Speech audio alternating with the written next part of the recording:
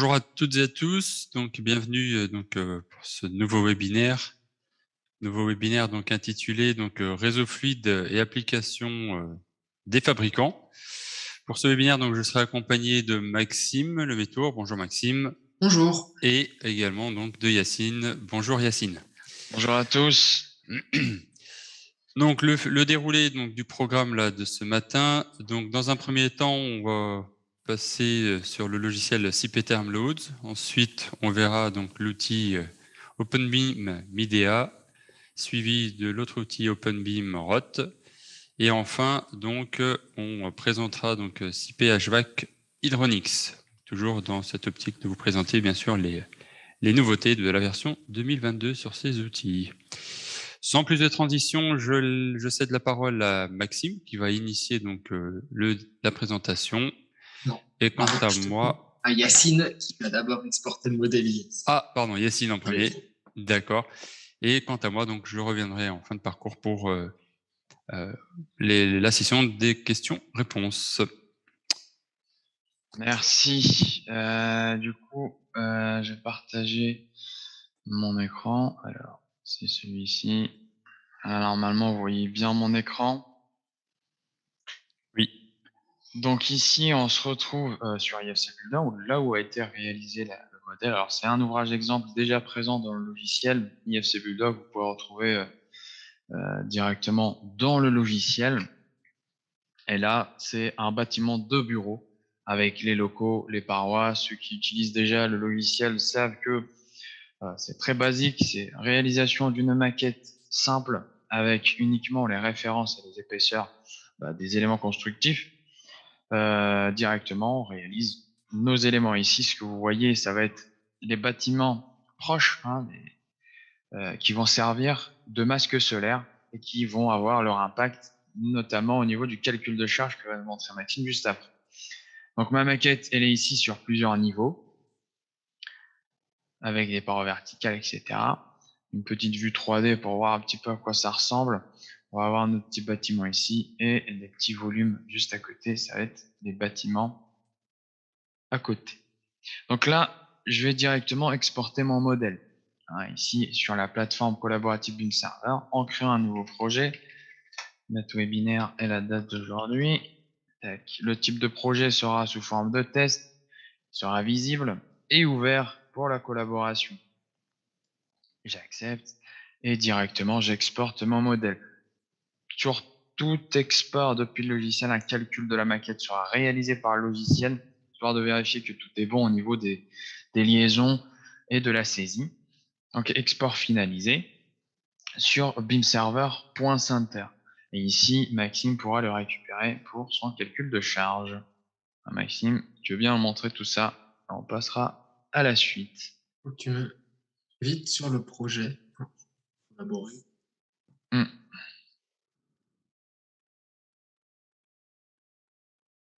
Yacine, tu m'as invité? Oui, excuse-moi. Donc du coup, ici, pour inviter un collègue ici présent, j'ai ouvert une petite page internet. On va aller sur BIM Server.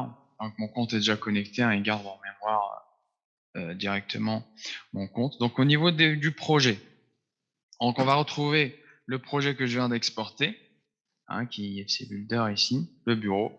Il y a 1 minute. Et dans l'équipe de travail, je vais pouvoir inviter Maxime, que j'ai failli oublier, inviter des utilisateurs pour me constituer une équipe de travail. Donc, il est là. Tac. En l'invitant, je peux lui attribuer un rôle. Ici, on va le mettre comme modérateur. Et ici, on retrouve la liste des actions qu'il pourra faire. Bien évidemment, je peux enlever ou ajouter certaines données, certaines autorisations en fonction de ce que je veux lui attribuer. Ici, il va recevoir son invitation.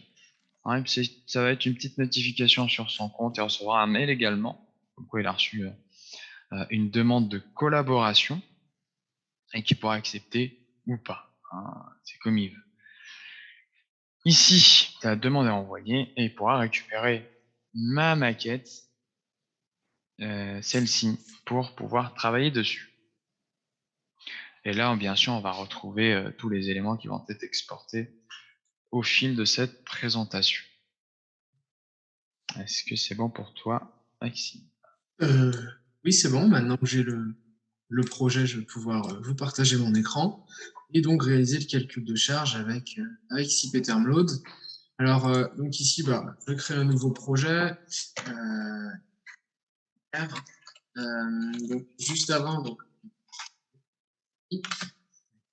dans la sélection du projet, le projet de Yacine n'apparaît pas parce qu'il n'est pas encore accepté la demande de collaboration, mais sur mon compte beamserver.center, dans la partie demande invitation,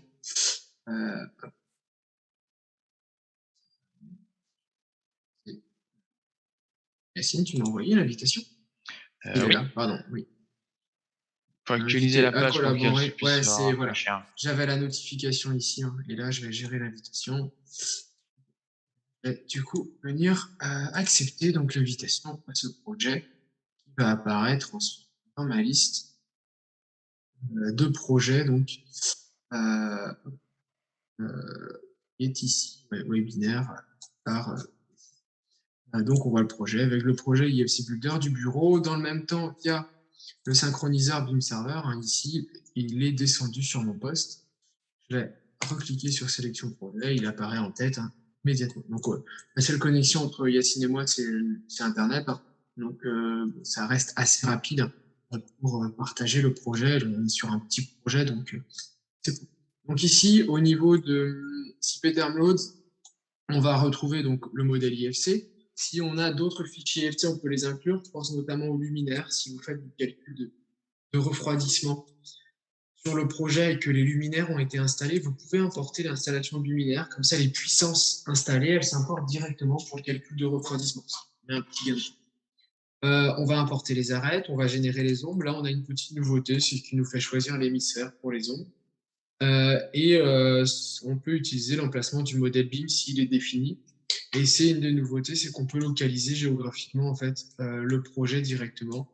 Donc soit par rapport au tout premier webinaire du cycle qu'on a fait mardi, on peut l'avoir avec OpenBeamSite. Sinon ici, on a possibilité de renseigner manuellement les coordonnées géographiques du projet. Ça va permettre de le positionner directement en France. Et accepter, donc là je crée mon nouveau projet et donc au moment de la création, donc j'ai l'import qui se réalise et je vais arriver donc sur la page du logiciel CPTermLoad. Donc dans CPTermLoad, je vais pas faire tout le projet, je vais vous ouvrir ensuite le projet terminé. Mais dans CPTermLoad, je vais avoir la possibilité donc, de créer donc, les différents locaux. Par exemple, le bureau est habitable, on va dire qu'il est climatisé, donc chauffer et refroidir. On va dire qu'on va le chauffer à les 20. On va le refroidir, excusez-moi, à 26 l'été et on va le chauffer à 20 degrés, par exemple. La ventilation, alors, par défaut, je suis en secondes. Je vais juste changer mes unités ici. Mètre cube heure, ça sera plus parlant. Option par défaut. Et donc ici, hop, je vais mettre du mètre cube heure par personne selon le RSDT. Je vais mettre à 18 dans le bureau. Une double flux, par exemple, qui récupère les 80% de la chaleur. Et un scénario d'utilisation de bureau que je vais pouvoir compléter ici.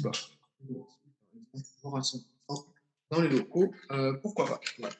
Je peux gérer les infiltrations et je peux ensuite gérer l'ensemble des apports internes liés aux occupants, aux équipements internes, les ordinateurs et l'éclairage. Et si j'ai d'autres charges, je peux les renseigner ici. Et pour chacune, on a des aides qui peuvent être disponibles. Par exemple, les équipements, je veux dire que c'est léger.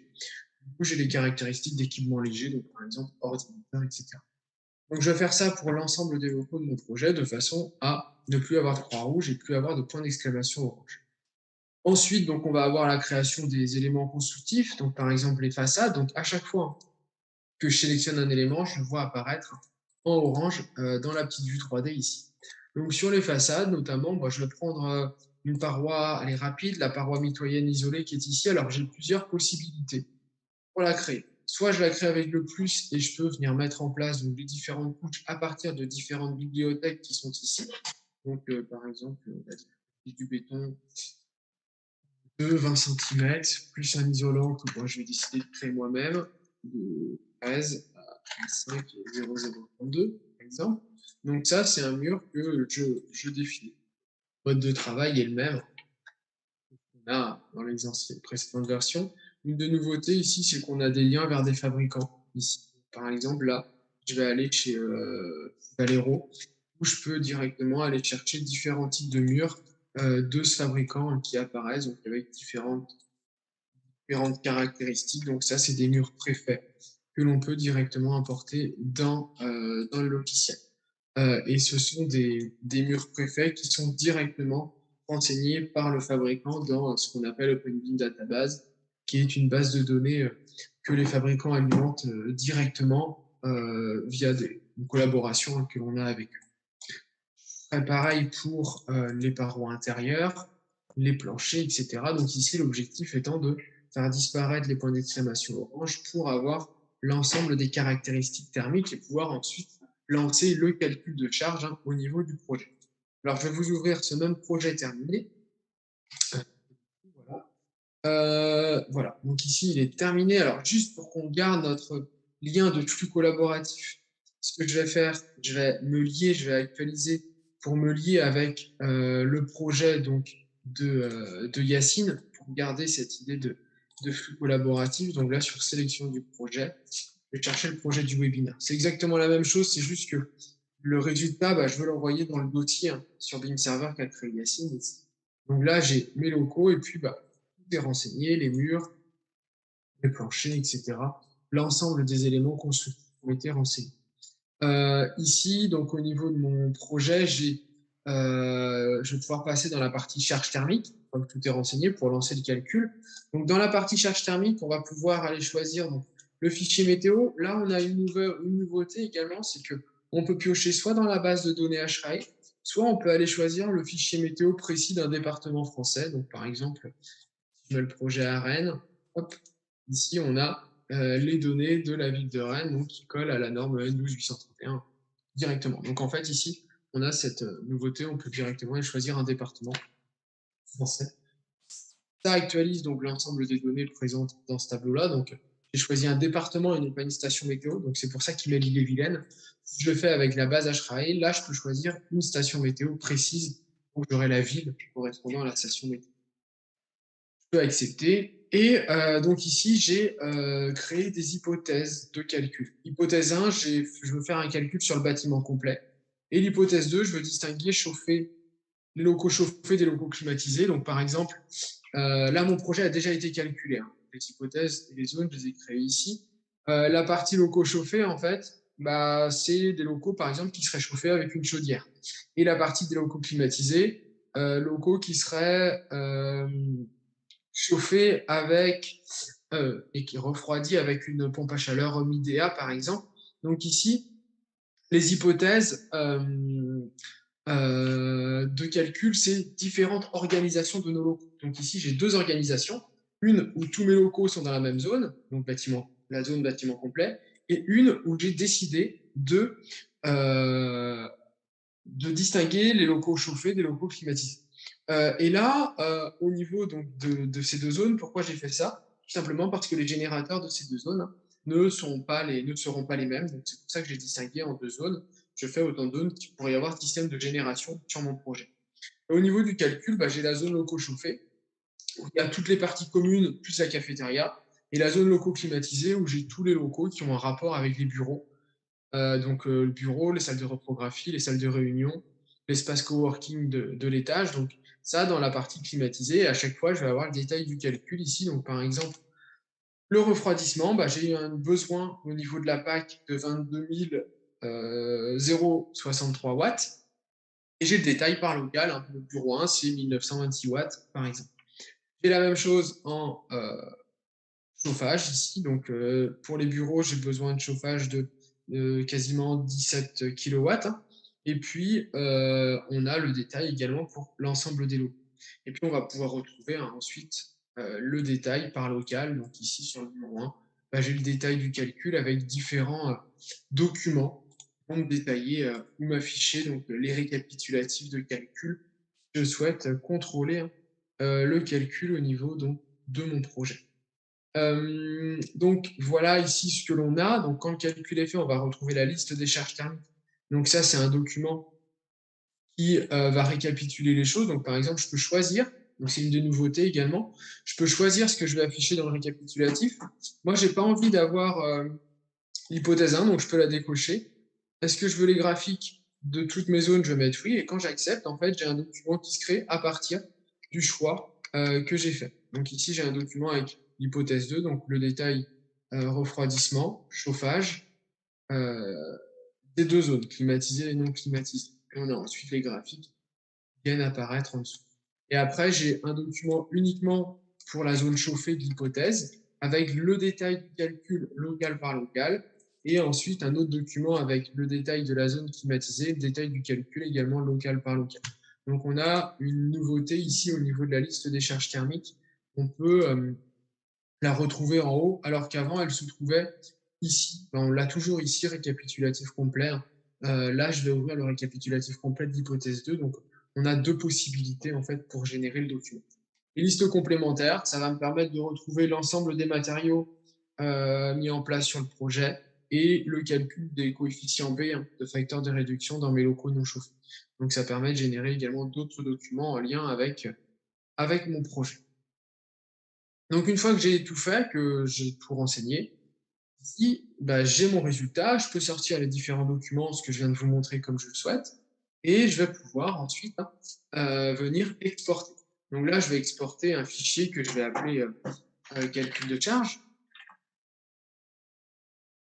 Bon, la description, je peux la mettre. Et là, je peux choisir l'hypothèse à appliquer. Soit on applique l'hypothèse 1, du coup, ici, bâtiment complet, soit j'applique l'hypothèse 2.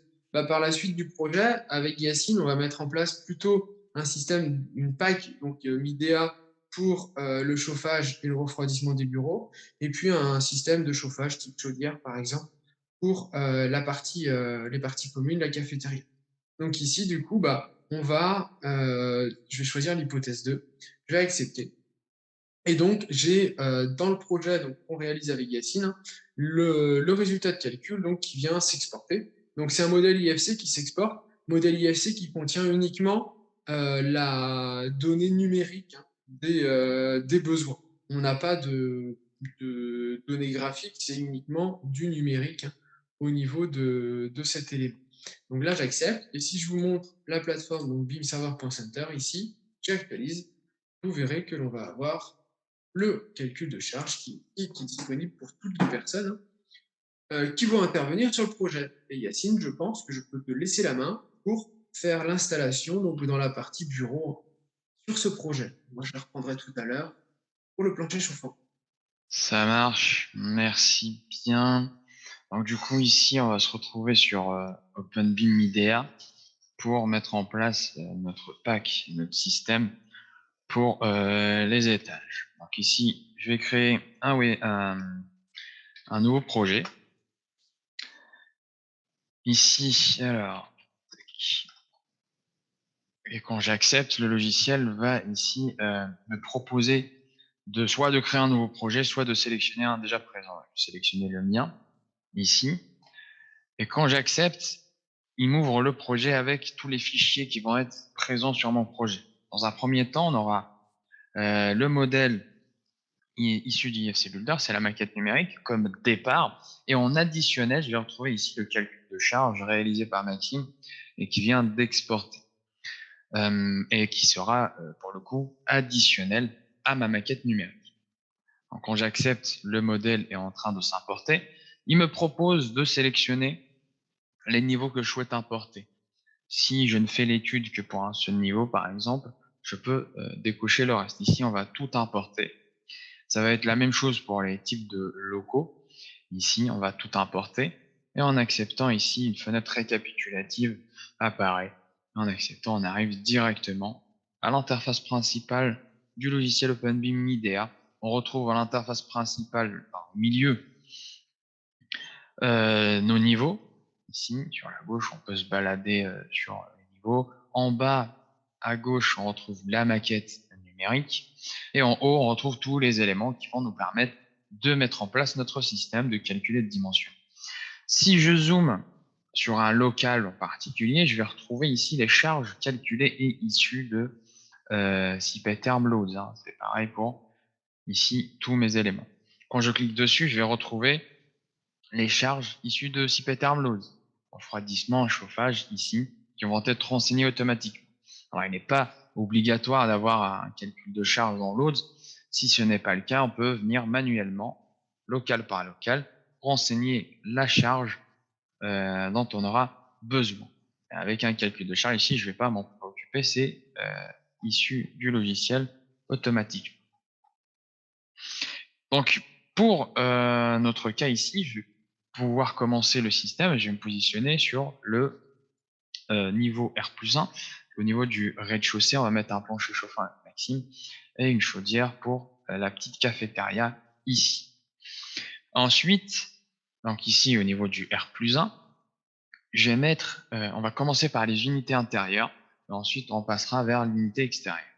Donc l'unité, en termes d'unité intérieure, ici on va avoir les VRF, mais avant cela, on va commencer par le commencement avec le modèle B. On va retrouver tous les éléments mis en place avec les coordonnées spatiales ici.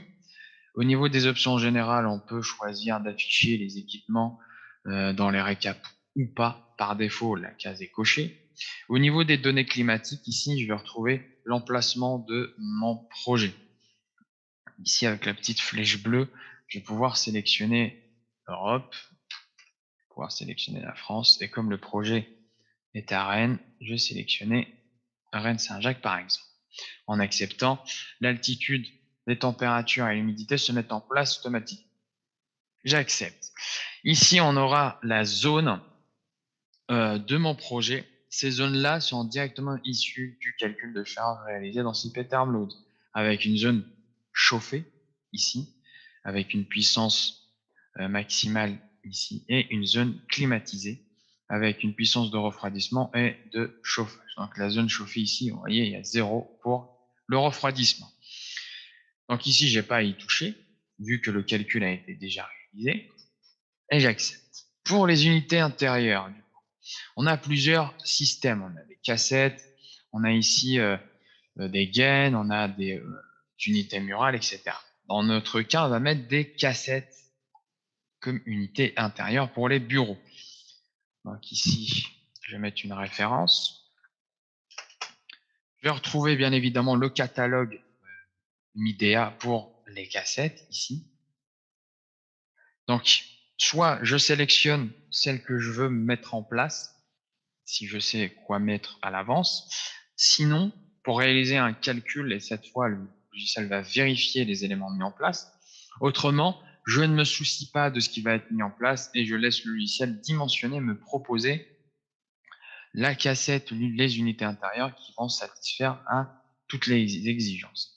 Ici, on a 0, ce qui est tout à fait normal puisqu'on n'a pas encore attribué aux locaux. Donc, pour le moment, il n'a rien détecté. Avant de mettre en place mes éléments, donc j'ai deux possibilités pour gérer les cotes, la hauteur par rapport au sol de mon niveau. Donc, soit je mets en place mon élément et je viens lui attribuer un déplacement, ici, que ce soit en le faisant monter un petit peu ou en le faisant descendre. Mais ça, il faut passer du coup par toutes les unités intérieures. Moi, je ne vais pas m'amuser à passer sur toutes les unités intérieures. Je vais venir directement au niveau du niveau et je vais venir le modifier. Et dans les caractéristiques de mon niveau, on voit que la cote de mon niveau est de 3,70 m et que la cote relative de l'installation est de 2,30 m. Donc, par défaut, lorsque je vais positionner mon unité intérieure, elle sera à 2,30 m du sol. Moi, j'ai pas envie que ça soit le cas. Je veux que mes unités intérieures soient toutes à 3 mètres.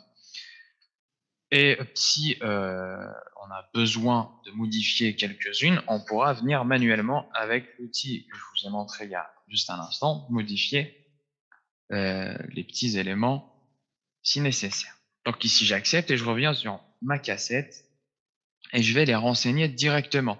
Je vais en mettre par exemple une ici, une ici, une là, une là. Ici, je ne vais pas en mettre. Pour ces deux bureaux, je ne vais pas mettre de cassette.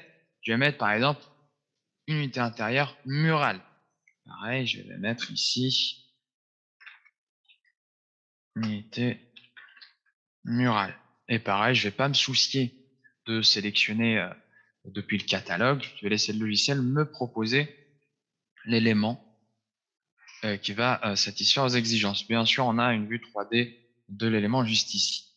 Les petites flèches jaunes me permettent de positionner mon unité. Par exemple, je vais mettre une ici et je vais mettre la deuxième ici. Bien sûr, je peux tourner directement mon élément une fois placé.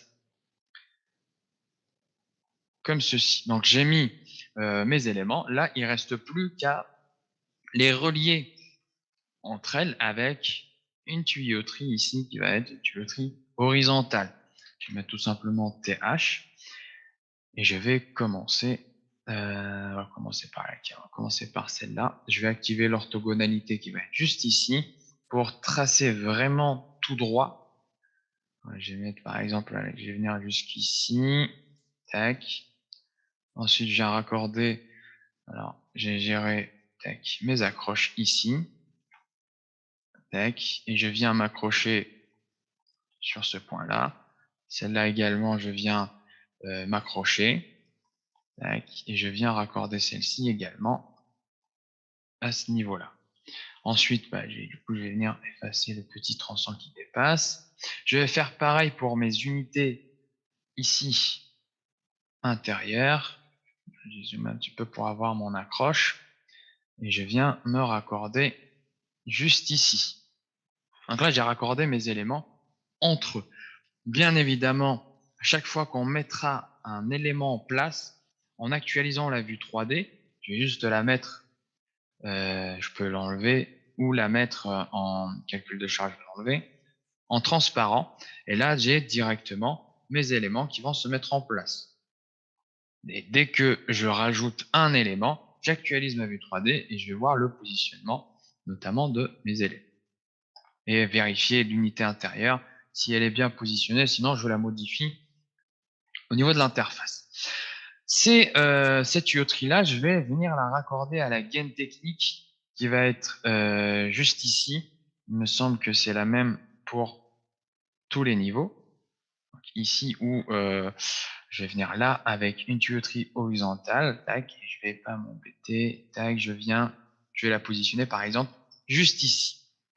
J'ai fait mon premier niveau. Mon deuxième niveau et troisième niveau. Le deuxième niveau est pareil. Le troisième un peu moins. Mais au niveau de mon deuxième R+2, c'est pareil. Je ne vais pas m'embêter à retracer.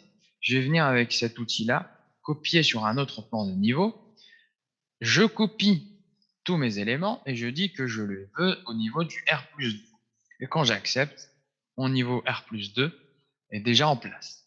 Au niveau du R+3, ici, je vais venir positionner deux cassettes, ici, une ici par exemple, et une autre à ce niveau-là.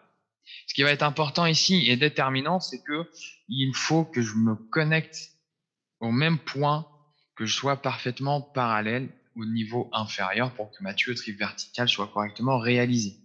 De ce fait, je vais venir dans plan de niveau visible, je vais afficher par exemple le R+1. Comme ça, je vois ici mes éléments et je viens avec, alors je vais juste enlever ça.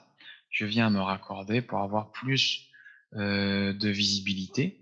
Par exemple, tac, ici, je viens me raccorder à mon élément ici. Et là, je vais pouvoir afficher mon niveau inférieur. Tac, alors ça va être un petit peu décalé, mais c'est pas grave.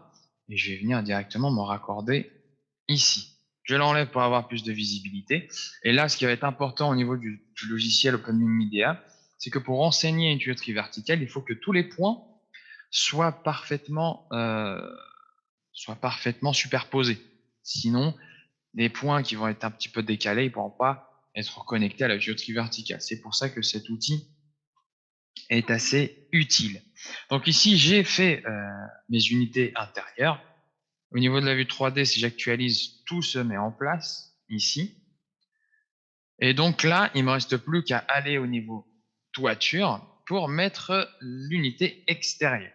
Au niveau de l'unité extérieure, j'ai plusieurs possibilités. Donc pareil, soit je viens, ça va être une pompe à chaleur, soit je viens sélectionner l'élément que je veux mettre en place. au niveau de mon projet pour le vérifier et voir, notamment pour de l'existant. Sinon, je viens sélectionner, je laisse le logiciel me dire quoi prendre. Et dans ce cas-là, je vais mettre par exemple celle-ci. Je vais la positionner avec la petite flèche jaune. Je vais la positionner par exemple ici. Quand j'actualise ma maquette, on voit qu'elle flotte parce que au niveau de ma toiture, on a une cote de 2 mètres. Je vais utiliser l'outil de tout à l'heure et je vais venir lui appliquer un déplacement ici de 2 mètres pour la faire descendre juste en bas. Je vais afficher comme tout à l'heure le niveau inférieur pour voir où placer justement ma tuyauterie verticale. Je commence par une horizontale pour raccorder ici par exemple, je vais faire ça, je ne vais pas m'embêter. Une fois fait, j'enlève le niveau inférieur et je viens raccorder le tout avec une tuyauterie verticale, d'où la nécessité d'avoir cette superposition. Le logiciel va faire le raccordement tout seul. Donc ici, on voit que la tuyauterie verticale a été correctement faite. Elle s'arrête automatiquement avec la dernière tuyauterie horizontale. Là, ici, la tuyauterie flotte un peu. Pareil, je peux venir lui appliquer un déplacement comme ceci. Je peux maintenant lancer soit un calcul, soit un dimensionnement, mais là, je ne vais pas m'embêter, je vais lancer directement un dimensionnement et laisser le logiciel me proposer des éléments depuis le catalogue Midea et qui vont satisfaire aux exigences. Là, vous voyez, il me propose cette unité extérieure là, et pareil, il a dimensionné les unités intérieures également. Lorsque je me positionne sur mon unité extérieure, je vois le calcul qui a été réalisé, enfin le dimensionnement qui a été réalisé. Tout est en vert ici. Ça, c'est une première possibilité pour visualiser les résultats. Si je descends un peu, je vais voir ici mes éléments, pareil, et qui vont être en vert. Ça, c'est une première visualisation. On a les récapitulatifs du calcul. On a également directement dans l'interface principale le schéma de l'installation que j'ai réalisé ici. Je vais l'agrandir. Donc, on aura, avec une petite photo sympathique, les éléments mis en place directement ici. Au niveau des récapitulatifs, juste là, on aura le récapitulatif de tout le calcul, le détail de tout le calcul ici. Le sommaire est cliquable. Si je veux aller dans la liste d'équipements, je clique et j'ai directement ma liste d'équipements. J'ai tout le détail du calcul et bien évidemment, le schéma est intégré dans les récapitulatifs. Il sera également possible d'avoir les bordereaux de matériaux ici pour les VRF ainsi que pour les tuyauteries. Ici avec les quantités pour chaque diamètre. On pourra générer les plans, évidemment juste ici. Je peux générer les plans du niveau que je souhaite. Alors pour pas que ça prenne du temps, je vais juste mettre le R+1. Ici, je peux ajouter le schéma et quand j'accepte, je peux sélectionner le périphérique de sortie ici ou imprimer directement mon plan. Je peux ajouter un cartouche, etc. Et lorsque je regarde le détail de tous les dessins, je vois ici les éléments que j'ai mis en place, le calcul de charge pour chaque local, etc. ici. Bien évidemment, maintenant je peux exporter le projet que j'ai réalisé. Je vais juste laisser installation avec Midea. On peut exporter des données supplémentaires pour le mettre, par exemple, les récapitulatifs, les plans. Ici, je vais tout exporter comme ça. Quand vous exportez ces données-là, si vous envoyez le projet ou si vous invitez des personnes à collaborer à votre projet, elles pourront y accéder sans pour autant avoir le logiciel. Ça peut être intéressant pour vos clients ou pour vos collaborateurs qui, eux, font autre chose pour le coup. Donc là, ça génère les plans, ça génère ici, comme il génère un plan, il va aussi l'exporter. Un modèle IFC va être généré en local sur mon ordinateur. Et en même temps, ça m'indique que l'exportation a été finalisée. Donc là, j'ai fini mon installation sur OpenBeam Midea. Je te laisse, Maxime, passer au plancher chauffant et on finit avec la Merci, petite Yacine. cafette. Du coup, partage donc mon écran. Ici, normalement, vous l'avez. Donc là, Ah, c'est bon. je suis resté sur l'écran où j'étais tout à l'heure, donc avec le, le projet sur Beam Server. Donc, on a bien Midea qui vient d'arriver. Et moi, je vais faire l'installation de plancher chauffant avec un autre fabricant, avec Roth, donc un fabricant de plancher chauffant ici. Alors, je vais créer donc un nouveau projet. Hop, ici. La date d'aujourd'hui, on va regarder la même chose. Je vais sélectionner donc le webinaire, le projet de Yacine, la même chose. Et là, en fait, je vais retrouver plusieurs choses. Je vais retrouver le modèle de départ, qui est le modèle IFT Builder. Et donc, je vais prendre le calcul de charge en additionnel. Comme ça, j'aurai la puissance plancher chauffant ou rafraîchissant à installer, puisque c'est une application de conception de plancher chauffant rafraîchissant. Et puis, je peux également mettre Midea. Ça veut dire qu'en fait, je pourrais même voir dans la vue 3D l'installation Midea d'Yacine. Alors, avec le plancher chauffant, a priori, j'ai pas trop de risque. Je faisais de la ventilation, pour être sûr de ne pas taper dans comment dire, pour être sûr de ne pas taper dans les lignes frigo que Yacine a tracées avec des conduits de ventilation, ça peut être utile. Donc là, j'accepte et du coup, j'ai le projet qui se crée. Donc, je retrouve les niveaux. Je vais retrouver l'ensemble des types de locaux de mon projet. Et donc, j'ai le projet qui va venir se créer dans OpenBeamRoute. Donc là, j'ai le rez-de-chaussée, le R+1, le R+2. Alors, on va retrouver différentes informations, notamment dans les options générales, donc tout ce qui est affichage à l'écran. Qu'est-ce que je souhaite faire afficher au niveau des locaux, au niveau des circuits. La génération des plans, l'emplacement, le dimensionnement du plancher chauffant. J'ai la partie locaux, où là, je retrouve la bibliothèque de locaux. Donc, en vert, en fait, les 6 premiers, c'est des locaux préfaits du logiciel. On pourrait très bien faire un projet vide. Du coup, on a des locaux qui sont pré-créés. Et la deuxième partie, avec le petit croix rouge, c'est les locaux de mon projet ici, qu'il va falloir que je renseigne. Donc, la cafétéria, elle sera chauffée, mais il n'y aura pas de plancher chauffant. Les parties communes, elle sera uniquement chauffée je crois que c'est 19. Il y aura du plancher chauffant, donc je retrouve ici des caractéristiques du plancher chauffant général, mais je pourrais en appliquer des spécifiques par local également. La salle de reprographie chauffée, refroidie, mais sans plancher chauffant. Les sanitaires que chauffés à 19 avec du plancher chauffant. Alors là, il y a une charge par défaut de 100 watts par mètre carré, mais ce qui sera pris en compte, bien sûr, c'est la charge issue de CP Thermloads pour le calcul. Ça, c'est ça qui serait pris en compte si j'avais pas de charge issue de CP Thermloads. L'ascenseur, ni chauffé ni refroidi, encore moins de plancher chauffant. La gaine technique, pareil. Alors là, je suis obligé de toutes les faire pour pouvoir accéder au calcul après. Ici. Et la gaine électrique. Donc là, j'ai revu les locaux de mon projet.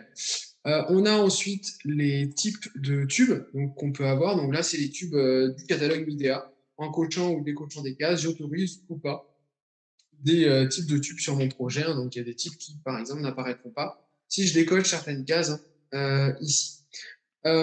Ensuite, on a donc la partie plancher chauffant. Donc là, c'est les types de systèmes que je vais pouvoir mettre en place dans le projet. Même principe, si je coche ou décoche des cases, en fait, pour les types de systèmes, j'ai des pas de pause, du coup, qui ne me seront pas permis pour la conception de l'installation. Et puis ensuite, on retrouve des tableaux ici pour créer des cartouches. Donc, je vais accepter, et l'installation de plancher chauffant, je vais la faire juste sur un niveau ici, au R+1. Alors, pour démarrer, je vais mettre en place le collecteur. Alors, j'ai les collecteurs du catalogue droite. Collecteur. Avec 2 L, c'est mieux. Je vais choisir le collecteur, par exemple, HXD. On va dire qu'il est encastré. On va mettre 2 circuits. La longueur de tube, je m'en fiche parce que je vais la dessiner. Le chauffage et le refroidissement. Ici, je vais m'intéresser qu'au chauffage. Je vais faire l'installation uniquement dans les sanitaires et le palier. Ici. On va laisser 45 degrés, mais on verra plus tard et on aura un débitmètre. Je pose le collecteur, par exemple, à ce niveau-là. Et puis ensuite, je vais pouvoir tracer mes circuits. Donc le premier circuit, circuit sanitaire. Je vais prendre le Rotaflex, je vais le prendre en 52 et on va prendre le Multipro 1.5. Voilà. Donc ici, j'ai le caractéristique de mon plancher chauffant, du système. Je pourrais gérer le mortier, ça, je vais laisser les données. Les tracés, je vais à un pas de pause de 20. On verra si ça doit évoluer au fur et à mesure, une fois qu'on aura posé le système dans le local, puisque alors, je vais juste sortir de la fonction, mais ici, j'ai les 196 watts nécessaires, et là, les 547 que je retrouve. Voilà. Donc, les charges sont issues de CPThermLoads et seront prises en compte dans cette case-là une fois que le circuit sera posé dans le local. Je ne vais pas avoir de refroidissement ici, donc je vais décocher. Et là, les caractéristiques, c'est pareil. La température ambiante, ça dépendra de la température du local. L'écart, il sera calculé en fonction de la température d'entrée et de sortie vers le collecteur. Là, je vais laisser 28, je vais bloquer la valeur pour que ce ne soit pas changé. Je ne veux pas dépasser 28 en température maximale de la zone occupée. La température du local inférieur, je crois que c'est bon, on peut dire qu'il serait à 20 par exemple, etc. Donc ici, j'ai renseigné quelques paramètres et je viens ensuite tracer donc le circuit dans les sanitaires du R+1 et je vais faire la même chose avec le palier du R+1 ici. Donc ici, je vais laisser de la place pour passer au niveau du collecteur. Là, à gauche, j'ai la trémie, donc je ne vais pas m'y mettre. Et puis ensuite, je vais faire donc le contour du local, donc la zone dans laquelle je veux avoir donc le tracé de mon plancher chauffant ici. Voilà. Les deux zones sont en rose. Le tracé du plancher chauffant se fera dans ces deux zones roses. Et dans ces zones, je vais utiliser l'outil tracé. On va faire de la spirale automatique et on va mettre la sortie en fait de chacun des circuits ici. Là, par exemple. Donc là, j'ai mes deux circuits. Alors, vous voyez ici, il me manque un peu d'éléments, tout simplement parce que le logiciel, l'algorithme ne permet pas de passer ici. Donc, j'ai la main. Donc, on a différentes options. En haut, je peux générer manuellement, automatiquement des circuits. Je peux en diviser, je peux en inverser le sens. Moi, je vais utiliser modifier le tracé ici, qui va me permettre notamment de revoir, pourquoi pas, le tracé. Alors, je ne sais pas très bien le faire, mais c'est pour vous montrer que, vous voyez ici, quand je fais ça, j'ai la main. Je suis en train de modifier le tracé donc, du plancher chauffant que je réalise. Donc ici, ouais, j'ai une modification du tracé, j'ai la main complètement pour le faire. Et ensuite, je vais utiliser le raccordement. Le raccordement, je vais prendre un pas de pause de 20, hop, par exemple ici. Donc je vais partir de là. Ici, alors je peux utiliser des outils de capture pour avoir des prolongations. Vous décidez de ne pas apparaître, c'est pas grave, ce sera pas très droit. Hop, ici, je vais me connecter et donc j'ai le raccordement. Hop, pareil ici, tac, tac, et je vais me connecter donc directement à ce niveau-là. Et après, j'ai deux fonctions. J'ai la fonction calcul. Donc ici, je calcule l'installation que je viens de mettre en place. Cette installation, quand je la calcule, ici, on me dit que je ne suis pas conforme. Et notamment, tout ce qui est flux de chaleur thermique, température superficielle, on est trop élevé par rapport aux exigences ici. Soit je viens manuellement changer les données ici. Par exemple, je peux me dire peut-être qu'avec un pas de pause de 30, ça marche. Ah bah oui, du coup, avec un pas de pause de 30, je passe conforme. Donc soit c'est moi qui décide de le faire ici, alors je vais fermer, ou l'autre possibilité, c'est de dimensionner. Ça veut dire que je vais laisser la main au logiciel pour comment dire, redimensionner et adapter du coup le pas de pause notamment. Donc là, je le fais. Et quand je fais ça, ici, il m'a changé directement. Donc il est passé sur un pas de pause de 30 dans les sanitaires. Il m'a passé aussi un pas de pause de 30 dans le palier. Et on a du coup la configuration et le détail du calcul qui apparaît. Alors, comme le dimensionnement va intervenir sur des paramètres, mais sur certains, il va pas pouvoir, on ne peut pas tout régler. Là, dans consulter les vérifications, j'ai un problème au niveau du débit notamment, donc il faudrait que je fasse des modifications manuelles. À un moment, l'utilisateur doit aussi travailler pour correctement dimensionner l'installation. Donc ici, j'ai mon installation que je peux retrouver. Hop, mais le modèle 3D, comment dire, si je vais faire disparaître le calcul de charge, je vais mettre le modèle ILC Builder en transparent. Je vois l'installation MIDEA que j'avais importée dans le projet. Et si je redessine ici, on voit ici dans les locaux notre installation de plancher chauffant qui apparaît. Alors dans les toilettes, je n'aurai sûrement pas du plancher partout, donc je vais pouvoir mettre un obstacle, je vais appeler WC par exemple, et puis j'aurai un rectangle, par exemple on va dire tout celui-ci, qui qui sera les WC. Donc, dans cette zone, dans un rectangle, je n'aurai pas de circuit. Bah, en fait, je vais actualiser les tracés et il va me découper le circuit de façon à ne pas venir au niveau donc, de cette zone. Et là, je peux soit recalculer, soit redimensionner. Toujours un avertissement ici. Bah voilà, parce qu'il faudrait que je continue d'optimiser manuellement à ce niveau. Donc là, j'ai fait une petite installation. Une fois que j'ai ça, je vais pouvoir générer du métrique cube, ici par exemple. Et donc là, automatiquement, il me fait des choix de couronne. Donc, il faut 77,36 mètres pour les deux locaux. Et ben, il va me générer un rouleau de 120 mètres. Ici, il me restera 42, mais je crois qu'il n'y a pas de rouleau plus petit. On peut le voir ici. Pour le Rotaflex, je ne dois pas avoir de rouleau plus petit, c'est pour ça. Et du coup, on a la répartition dans chacune des pièces. Et avec ça, je vais pouvoir générer un métrique complet. Donc, hop, en automatique, je vais choisir une régulation type Demoline, par exemple. Et donc là, j'ai le métrique complet, en fait, de tous les éléments qu'il faut pour l'installation que je viens de créer. Avec le plus, je peux faire des modifications manuelles si j'en ai envie. Je vais accepter. Et alors, je ne vais pas vous le remontrer, Yacine l'a fait, mais on va retrouver également tous les récapitulatifs liés à l'étude et également le plan de l'installation. Ici, une installation qui contient que deux locaux, mais la création est la même que dans Midea. Donc ici, mon installation est terminée et pour alimenter le projet, je vais l'exporter sur la plateforme, dans le projet, donc sur beamserver.center. Et ben, il va nous rester une dernière installation à réaliser. Radiateur plus chaudière dans la cafétéria. Yacine, je te redonne la main du coup pour nous mettre en place cette installation. Donc, comme l'a dit Maxime, pour mettre en place les radiateurs et notre chaudière au niveau de la cafétéria, on va se retrouver ici sur CypHVAC Hydronix.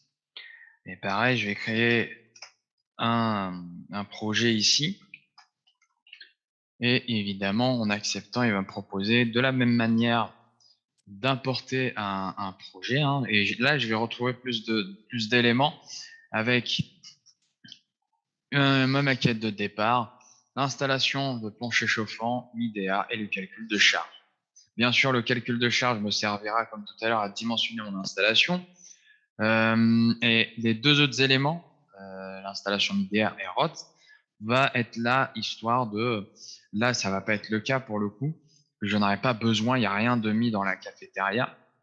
Mais dans le cas où il y aurait intersection ou collision ou conflit entre les éléments, ce serait intéressant de les voir au niveau de la vue 3D. Donc, je vais importer tous les niveaux, idem pour tous les locaux. Et ici, dès le départ, il me propose de paramétrer les données générales. Donc, avec la petite map monde ici, je vais importer la configuration européenne, il me semble ici, internationale plutôt. Et donc là, je vais retrouver tous les données générales, fluide caloporteur. Je vais retrouver ici les options de représentation pour mettre les éléments avec lesquels je suis le plus à l'aise, notamment les traits, les étiquettes, les symboles, etc. Je peux en créer les symboles si je veux. Et aussi, je vais avoir les éléments que je pourrais utiliser, le catalogue. Alors ici, il y a un catalogue prédéfini au niveau du logiciel. On peut le voir ici. Si vous travaillez avec d'autres catalogues, celui-ci, on est dans un logiciel générique. Contrairement à tout à l'heure, on était vraiment spécifique à Midea. On va retrouver uniquement le catalogue Midea. Ici, on va retrouver des éléments génériques. Ce qui ne vous empêche pas, par exemple pour une chaudière, de créer la chaudière que vous voulez et de créer plusieurs éléments en fonction de vos catalogues à vous. Et avec le petit dossier avec la flèche rouge ici, exportez tous ces éléments-là pour vous constituer votre bibliothèque pour l'utiliser dans tous vos autres projets. Vous n'êtes pas obligé de tout refaire à chaque fois. Et ici, enfin, on va retrouver les options de dimensionnement qui vont être utilisées lors du dimensionnement de mon projet, que ce soit pour les chaudières, les pompes à chaleur. Ici, bien sûr, vous avez la main sur tout. Vous pouvez tout paramétrer. Donc ici, en cliquant sur terminer, j'arrive à la partie locaux où je vais définir les critères de ces derniers. Donc là, on a deux choix. Est-ce que c'est habitable ou non habitable? Donc ici, on va dire que c'est habitable. Pareil pour les lots parties communes. L'ascenseur un habitable. On va juste enlever ascenseur, gain technique ici. Pour le reste, on va laisser. De toute façon, on n'a besoin que de la cafetière. On pourrait très bien les enlever, mais ici, on va pas les enlever. On va voir ce qui va se passer. Donc, pareil que pour tout à l'heure, on va retrouver les locaux. Quand je me positionne sur un local ici, je vais retrouver mes charges. Au niveau de ma cafétéria, si je clique dessus, il n'y aura pas de charge de refroidissement parce que Maxime, dans son calcul de charge, a décidé de ne pas inclure la cafétéria. Il n'y aura pas de refroidissement.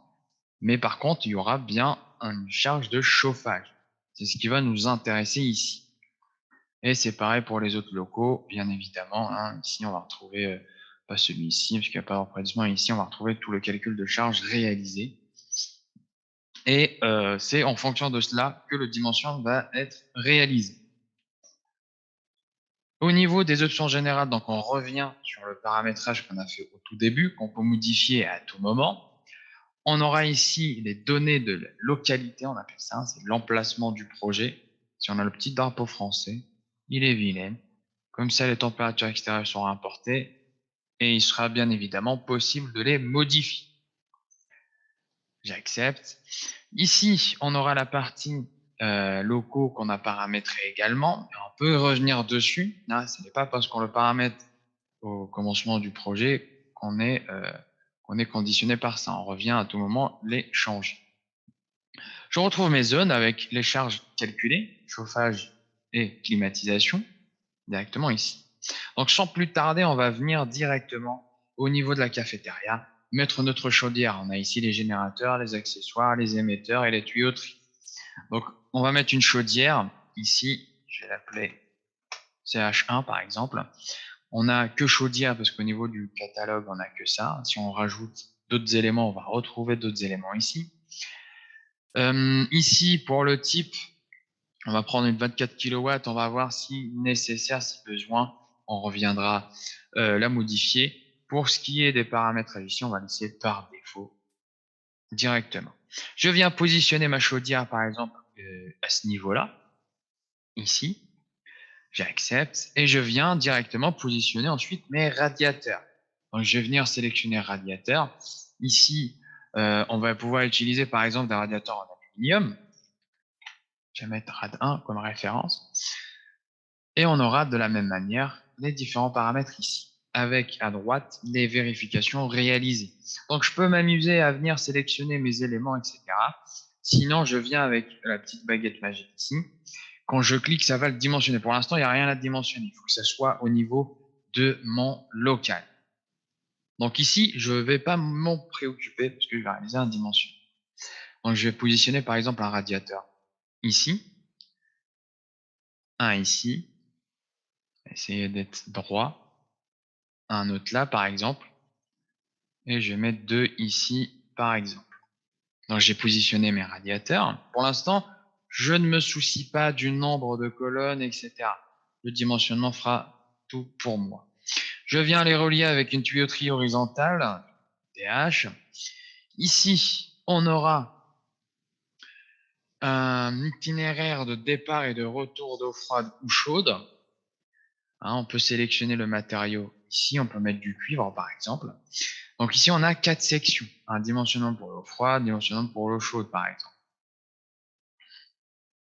Donc, pareil, soit je viens sélectionner mes diamètres et tous mes éléments, sinon, je viens cliquer ici pour, dès le départ, avoir quelque chose qui fonctionne. Il faut le faire pour toutes les sections ici pour avoir quelque chose de correct.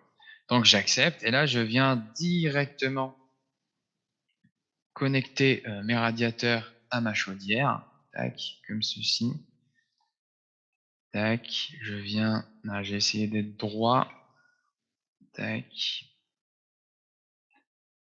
Bien sûr, ces références-là ou ces étiquettes, elles peuvent être enlevées à tout moment. Comme ceci. Je suis pas très précis, mais bon, c'est pas très très embêtant. Et je viens par exemple me connecter ici. Donc à ce moment-là, je peux faire, si je veux faire une vérification, je clique sur la petite calculatrice ici. On voit bien qu'il y a beaucoup d'erreurs. Sinon, je viens dimensionner. Et l'ordre de dimensionnement. Alors, vous inquiétez pas, si il y a des croix rouges ici, parce que j'ai mis le local en habitable, mais on va rien mettre dessus, donc je ne vais pas m'en préoccuper.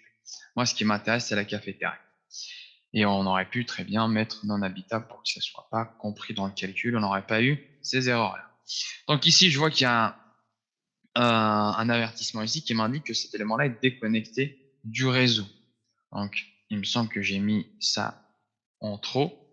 Voilà, il était de trop. Donc là, mon dimensionnement a été réalisé. Et là, vous voyez le logiciel. Déjà de une, il me sélectionne la chaudière qui correspond. Et ici, il me sélectionne le radiateur qui satisfait aux exigences. Nombre d'éléments, on avait mis 5 par défaut. Ici, il me propose 10 avec une puissance ici de 541. Ici, une correction de 58 watts.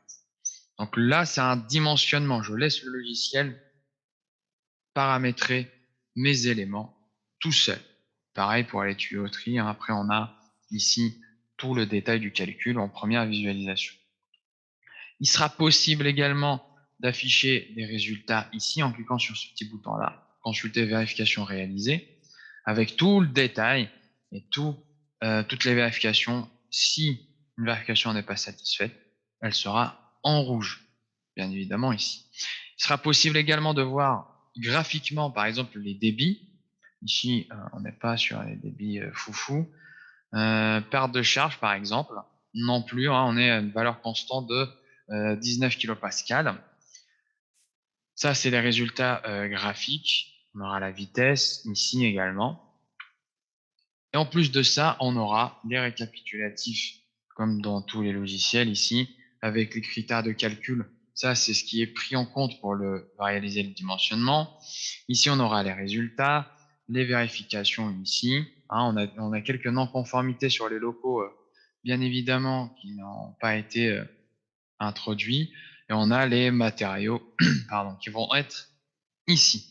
On a deux types de calculs. On a un calcul thermique et un calcul hydraulique. Si je veux avoir le résultat hydraulique, je viens dans la section hydraulique.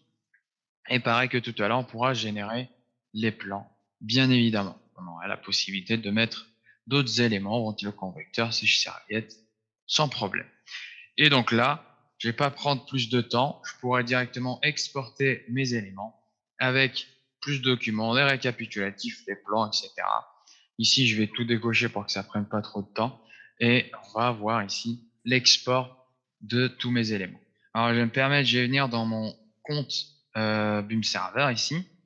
Au niveau, je vais l'actualiser. Au niveau de mon projet, je vais voir tous les éléments qui ont été importés directement ici. Et au niveau de la vue 3D, j'aurai tout tous les calques qui vont se superposer directement ici. Et ça, c'est une visualisation que tout le monde peut avoir. Je vais tout mettre ça, le calcul de charge peut-être pas. Et on aura tout ici directement de mis en place. Donc là, on a fait le tour. Je sais pas si tu vas rajouter quelque chose, Maxime. Sinon, on aura fait le tour pour notre petite présentation. Je pense merci. Merci à vous deux. On va pouvoir passer sur la session de questions. Ouais. En RE 2020, il faudra, comme en RT 2012, sortir de CP-Term pour avoir le calcul pièce par pièce, première question, ou cela sera intégré comme avec CP-CADMEP. Il faudra toujours refaire les parois, menuiserie et pont thermique. Je pense que c'est une question qui est arrivée sur l'Aude. On aura toujours deux outils, ça c'est sûr, CP-Term RE 2020 pour le calcul réglementaire et CP-Term Loads pour la déperdition. Là, ça ne changera pas. Et pour tout ce qui est refaire les parois, menuiserie, pont thermique, on est en train d'adapter la gestion de bibliothèque pour que ce soit plus fluide entre les outils. Donc, il y aura toujours deux outils, mais avec un flux de travail qui devrait être. Ouais. Très bien, merci. Seconde et dernière question de Thierry Hercel. Y aura-t-il des intégrations avec d'autres fabricants que Midea? Alors, c'est quelque chose qu'on n'a pas montré, du coup, je vais le faire, je vais reprendre la main. C'est vrai qu'on s'est juste arrêté à utiliser des applications sans dire où est-ce que vous pouvez les trouver. Je pense que c'est l'intégration dans le logiciel. En fait, toutes les applications, elles sont disponibles sur le store de BIMserver.center qui est ici, et on a système des fabricants. Et par contre, on a un logiciel par fabricant. Donc là, ce qu'on a montré avec Midea, on l'a avec Toshiba, on l'a avec d'autres applications, alors qui sont pas toujours en français. Par exemple, Toshiba, c'est juste anglais, catalan, espagnol. Il n'a pas été adapté. Panasonic, par exemple, on l'a en français. Donc ici, dans la partie fabricant, vous retrouverez, je mets le lien pour tout le monde, vous retrouverez du coup différents outils et on est sur un outil par fabricant. On n'a pas d'outil qui regroupe différents fabricants. C'est les contrats qu'on a avec chaque fabricant. Alors, il me semble que les questions, si je ne dis pas de bêtises, tu avais montré l'intégration de Midea dans Loads, il me semble. Dans l'autre, C'est- non. J'ai montré l'intégration de Valero dans l'autre, Ah ouais, ok. qui est un... Oui, C'est peut-être alors ça, la pour question. les systèmes type Midea, ça va être sur ce que je vous ai montré. Pour les fabricants, bien sûr, d'éléments constructifs, on les intégrera, CPTerm RE2000, CPTerm Loads, etc. Très bien. Bah, écoutez, on a fait le tour des Ah, il y avait un questions. petit commentaire de Il y avait un Sébastien commentaire qui Daniel n'était pas une sur question, effectivement. les outils de prolongation. Je pense que c'est quand j'ai eu mon problème avec la 2022B. Je vais faire des tests et puis s'il y a vraiment un souci, on verra ça. Pour le dérangement. Très bien. Eh ben, Voilà. merci à tous et bonne journée du coup. Ouais, À bientôt. Merci à tous. Merci, au Au revoir. revoir. Au revoir.